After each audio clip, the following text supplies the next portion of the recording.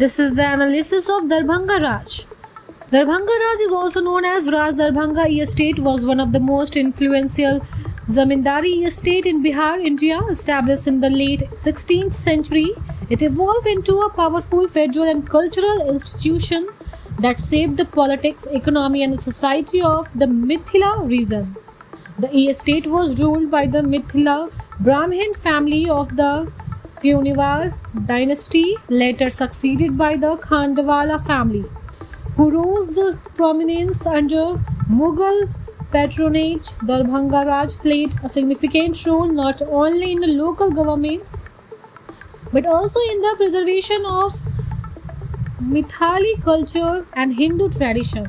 The origin of Darbhanga Raj trace back to Mahesh Thakur, a Mithali Brahmin who was appointed as a caretaker of Mithila by Emperor Akbar around 1577. Recognizing his administrative skill and loyalty, Akbar granted him the Jamindari rights of the region. This marked the beginning of Darbhanga Raj, which would remain influential for the more than three centuries. The Raj developed as one of the largest land-holding estate in India, covering vast tracts of land across Bihar and part of present-day Nepal. The ruler of Darbhanga held the title of Maharaja and the later Maharaja Jadharaja, highlighting their prestige in the regional archaeology.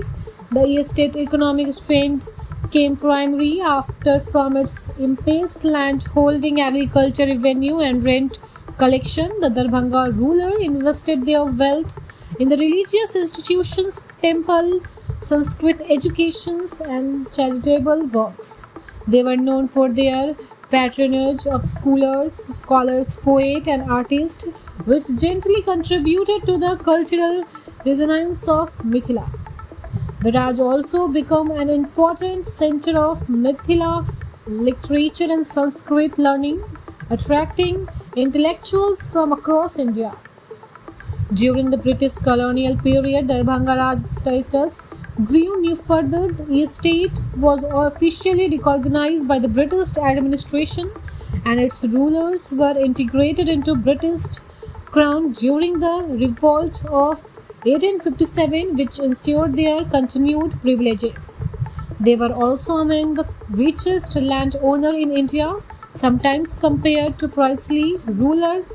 Despite being technically zamindar, their revenues were used not only for personal luxury but also for public work such as road, hospital, college and irrigation facilities, which strengthened their legitimacy as ruler. One of the most remarkable aspects of Darbhanga Raj was its blend of traditional Hindu kingship with modern administrative practices. The Maharajas sought to maintain their role as cultural guardians of Mithila while adapting to the changing political landscape under the British Raj. The estate became the bridge between the federal tradition and colonial governments, reflecting the complexity of Indian society in the 18th and the 19th century.